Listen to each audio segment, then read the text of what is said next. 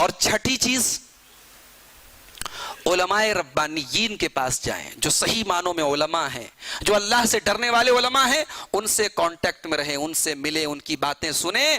ایسے علماء کے پاس جانے سے بھی دلوں کی سختی دور ہوتی ہے، اور یہ بات قرآن سے ثابت ہے۔ اللہ نے قرآن کریم میں سورہ کہف کے اندر فرمایا، اپنے نبی کو خطاب کرتے ہوئے فرمایا، وَاصْبِرْ نَفْسَكَ مَعَ الَّذِينَ يَدْعُونَ رَبَّهُمْ بِالْغَدَاةِ وَالْعَشِيِّ يُرِيدُونَ وَجْهَهُ وَلَا تَعْدُ عَيْنَاكَ عَنْهُمْ تُرِيدُ زِينَةَ الْحَيَاةِ الدُّنْيَا وَلَا تُطِعْ مَنْ أَغْفَلْنَا قَلْبَهُ عَنْ ذِكْرِنَا وَاتَّبَعَ هَوَاهُ وَكَانَ أَمْرُهُ فُرُطًا۔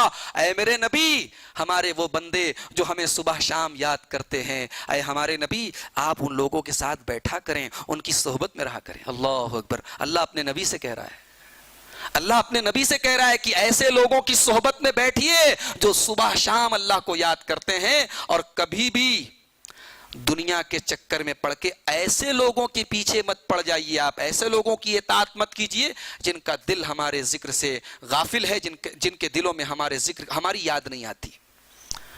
تو ایسے جو علماء ہیں، ایسے جو نیک لوگ ہیں، صالحین ہیں، ان کے پاس اٹھنے بیٹھنے سے بھی انسان کے دل کی سختی دور ہوتی ہے۔